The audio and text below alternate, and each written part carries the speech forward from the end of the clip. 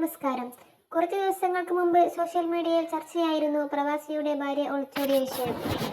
ഷഹല കാമുകന്റെ കൂടെ പോകാൻ കാരണം ഇതായിരുന്നു. അഡ്വക്കേറ്റ് പറയുന്നത് നിങ്ങളൊന്ന് കേട്ടു നോക്കൂ. ഈ ജെയ്സല് നാട്ടിൽ വന്നത് 21-ാം തീയതിയാണ്.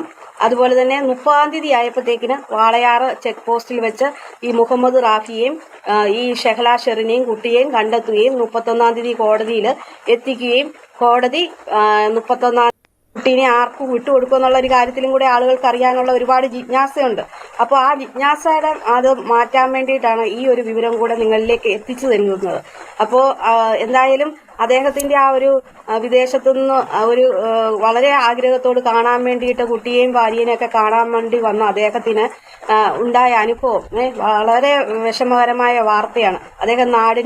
അദ്ദേഹം വീടിനും തന്റെ കുടുംബത്തിനും വേണ്ടിയിട്ട് കഷ്ടപ്പെടാൻ വേണ്ടിയിട്ട് വിദേശത്ത് പോയി വീടും കുടുംബവും നാടും ഒക്കെ ഉപേക്ഷിച്ച് തന്റെ ഭാര്യനെയും മക്കളെയൊക്കെ കാണാതെ അദ്ദേഹം 1-2 വർഷം പോയി അവിടെ താമസിച്ച് കഷ്ടപ്പെട്ട് വന്ന് തിരിച്ചു കാണാൻ വേണ്ടിയിട്ട് ഓടി വന്നപ്പോഴത്തേക്കിന് ഭാര്യ കാണിച്ചിരിക്കുന്ന പ്രവൃത്തി അത്രയധികം താങ്ങാൻ പറ്റത്തില്ലാത്തൊരു വിഷമത്തിൽ, അതിന്റെ കൂട്ടത്തിൽ തന്റെ മകനെയും കൂടെ കൊണ്ടുപോയി എന്ന് പറയുമ്പോഴത്തേക്കിന് അദ്ദേഹത്തിന് ഒട്ടും പിടിച്ചു നിൽക്കാനാവില്ല.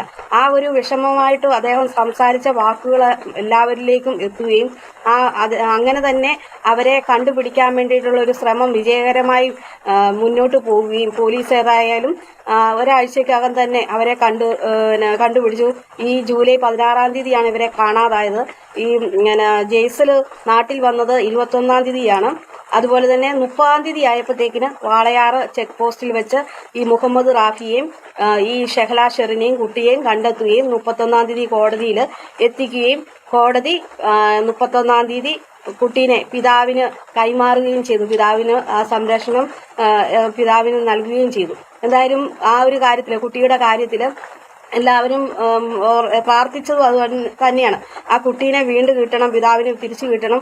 അതുപോലെ തന്നെ ആ കുട്ടി സുരക്ഷിതനായിട്ട് തന്നെ ഈ മുഹമ്മദ് റാഫിയുടെയും ഷെഹല ഷെറിന്റെ അടുത്തുനിന്ന് സുരക്ഷിതനായിട്ട് തന്നെ തിരിച്ചു വരണം എന്നുള്ളൊരു പ്രാർത്ഥനയും ഒരുപാട് ആളുകളുടെ ഉണ്ടായിരുന്നു. ആ പ്രാർത്ഥനയൊക്കെ വിജയകരമായി മുന്നോട്ട് പോയി. ആ പ്രാർത്ഥനയുടെ ഒക്കെ ഫലമായിട്ട് ആ കുട്ടിക്ക് യാതൊരു പോറൽ പോലും നേക്കാതെ ആ കുട്ടി സുരക്ഷിതനായിട്ട് അതിന്റെ പിതാവിന്റെ കരങ്ങളിലേക്ക് എത്തിയിരിക്കുകയാണ്. വളരെ സന്തോഷമായ ഒരു വാർത്തയാണ് നിങ്ങളോട് ഈ ഒരു വിഷയത്തിൽ പറയുന്നത്. കുറേ ദിവസങ്ങളായിട്ട് 5-6 വീഡിയോളം ഞാൻ ഈ ഷെഹല ഷെറിനുമായിട്ട് ബന്ധപ്പെട്ട് വീഡിയോ ചെയ്തിട്ടുണ്ട്. ഒരുപാട് ആളുകൾ ആ വീഡിയോ കാണാൻ ശ്രമിച്ചിട്ടുമുണ്ട്. അതുകൊണ്ട് തന്നെ ഇപ്പം വന്നിരിക്കുന്ന പുതിയൊരു വിവരമാണ് ഈ ഒരു വിഷയത്തെക്കുറിച്ച്. അത് നിങ്ങളിലേക്ക് പങ്കിടണം എന്നുള്ളൊരു ആഗ്രഹത്തോടു കൂടി തന്നെ ആ ഒരു സന്തോഷകരമായ ഒരു വാർത്ത. എനിക്ക് എല്ലാവരും ചോദിക്കുന്ന കുറച്ച് ചോദ്യങ്ങൾക്ക് ഇന്നൊരു മറുപടി തരാമെന്ന് കരുതി. ഒന്ന്, ഡിവോഴ്സിനുണ്ടാവുന്ന ചിലവുകൾ, പിന്നെ സമയം, ടൈം ആൻഡ് എക്സ്പെൻസസ്. അപ്പോൾ ഞാൻ എപ്പോഴും പറയാറുണ്ടല്ലോ, ഡിവോഴ്സ് എന്ന് പറഞ്ഞാൽ 2 രീതിയിലാണ് നമുക്ക് ചെയ്യാൻ പറ്റുന്നത്. ഒന്ന് മ്യൂച്വൽ ഡിവോഴ്സും ഒന്ന് കണ്ടസ്റ്റിംഗ് ഡിവോഴ്സും. ഇത് രണ്ട് രീതിയാണ്. പ്രൊസീജിയർ എല്ലാം വളരെ വ്യത്യാസവുമുണ്ട്, എടുക്കുന്ന സമയവും വ്യത്യാസമുണ്ട്. ചിലവിനെക്കുറിച്ച് ഞാൻ ലേറ്ററായിട്ട് പറയാം. അപ്പോൾ ആദ്യം വന്നിട്ട് മ്യൂച്വൽ ഡിവോഴ്സ് എന്ന് പറയുന്നത് നമ്മളൊരു സിംഗിൾ പെറ്റീഷനാണ് ഫയൽ ചെയ്യുന്നത്. സിംഗിൾ പെറ്റീഷൻ 2 പേരും കൂടെ ചേർന്നിട്ട് ഒരു ജോയിൻറ്റ് പെറ്റീഷനായിട്ടാണ് മ്യൂച്വൽ ഡിവോഴ്സ് ഫയൽ ചെയ്യുന്നത്. മ്യൂച്വൽ ഡിവോഴ്സിന് നമുക്ക് 6 മാസത്തെ കാലാവധി, അതായത് സ്റ്റാറ്റ്യൂട്ടറി പീരീഡ് എന്ന് പറയുന്നത് 6 months ടൈമാണ് അതിൽ പറഞ്ഞിരിക്കുന്നത്. അറിയാമല്ലോ, ഒരു വിവാഹ ബന്ധം വേർപെടുത്തണമെങ്കിൽ, അതിൽ ഡിവോഴ്സ് ഫയൽ ചെയ്യണമെങ്കിൽ കല്യാണം കഴിഞ്ഞിട്ട് 1 കൊല്ലം കഴിയണം. അത് കഴിഞ്ഞ് എല്ലാ കേസും 1 കൊല്ലം കഴിഞ്ഞാൽ മാത്രമേ, അതായത് 1 year കല്യാണം കഴിഞ്ഞിട്ട് 1 കൊല്ലം കഴിഞ്ഞാൽ മാത്രമേ നമുക്ക് ഡിവോഴ്സ് ഫയൽ ചെയ്യാൻ പറ്റുള്ളൂ, കോടതി സ്വീകരിക്കത്തുള്ളൂ, ഫയലിലേ സ്വീകരിക്കത്തുള്ളൂ. അത് കഴിഞ്ഞതിന് ശേഷം 6 മാസം കൂടെ ഫയൽ ചെയ്തതിന് ശേഷം ഒരു 6 months കൂടെ മ്യൂച്വൽ ഡിവോഴ്സിന് വേണ്ടി വരും. മ്യൂച്വൽ ഡിവോഴ്സ് ഈ 6 മാസത്തെ സ്റ്റാറ്റ്യൂട്ടറി പീരീഡ് എന്ന് പറയുന്നത് നിർബന്ധമാണ്. അത് കഴിഞ്ഞതിന് ശേഷം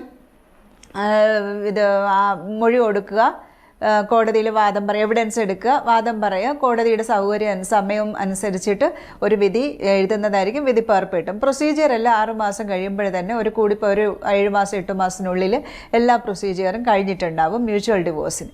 contesting divorce it's very different, വേറെ രീതിയിലാണ് പോകുന്നത്. കാരണം അത് വൺ സൈഡ് ഡിവോഴ്സാണ്. മറ്റേ ആൾക്ക് ഡിവോഴ്സ് കൊടുക്കാൻ താല്പര്യമില്ല. ഇപ്പം ഭാര്യയ്ക്കാണെങ്കിലും ഭർത്താവിൻ്റെ ക്രുവൽറ്റി കാരണം ജീവിക്കാൻ നിവർത്തില്ല, ഭർത്താവ് ഒട്ട് ഡിവോഴ്സ് കൊടുക്കൊന്നുമില്ല. അങ്ങനെ വരുമ്പോൾ ഭാര്യ ഫയൽ ചെയ്യുന്നു. അത് one side divorce, contesting divorce. ഈ കണ്ടസ്റ്റിംഗ് ഡിവോഴ്സിന് ഒരിക്കലും നമുക്കൊരു സമയപരിധി പറയാൻ പറ്റില്ല. വേണമെങ്കിൽ ഒരു 4-5 കൊല്ലം പോവാം. അത് കഴിഞ്ഞ് താഴത്തെ കോടതി വിധിച്ചാൽ ചിലപ്പോൾ അപ്പീൽ ഹൈക്കോടതിയിൽ പോവാം, അവിടെ നിന്ന് നേരെ സുപ്രീം കോടതി വരെ പോവാം. അപ്പോൾ നമുക്ക് കണ്ടസ്റ്റിംഗ് ഡിവോഴ്സിനൊന്നും പറയാൻ പറ്റുന്നില്ല എത്ര സമയത്തിനുള്ളിൽ, അതിൻ്റെ കാലാവധിക്കുള്ളിൽ ഇത് തീരുമെന്ന് പറഞ്ഞ്. നമുക്ക് ഓടിപ്പോയാൽ കിട്ടുന്ന സാധനമല്ലല്ലോ ഡിവോഴ്സ്.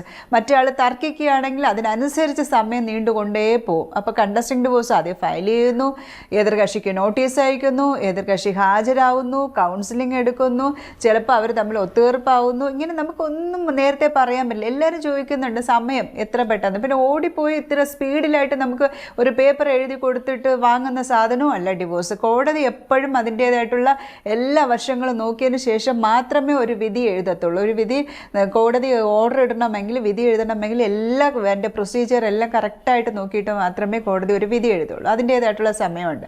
അപ്പോൾ കണ്ടസ്റ്റിംഗ് ഡിവോഴ്സിന് നമുക്ക് ഒരിക്കലും സമയപരിധി പറയാൻ പറ്റില്ല.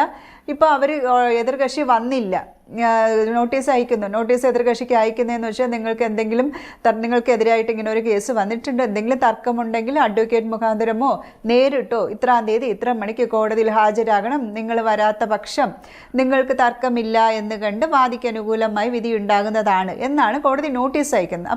ഈ വീഡിയോ ഇഷ്ടമായാൽ ലൈക്ക് ചെയ്യുക. ഇതുപോലുള്ള വീഡിയോകൾ നിങ്ങൾക്ക് കാണുവാൻ നിങ്ങൾ എൻ്റെ ചാനൽ ഒന്ന് സബ്സ്ക്രൈബ് ചെയ്യുക, സപ്പോർട്ട് ചെയ്യുക. നന്ദി.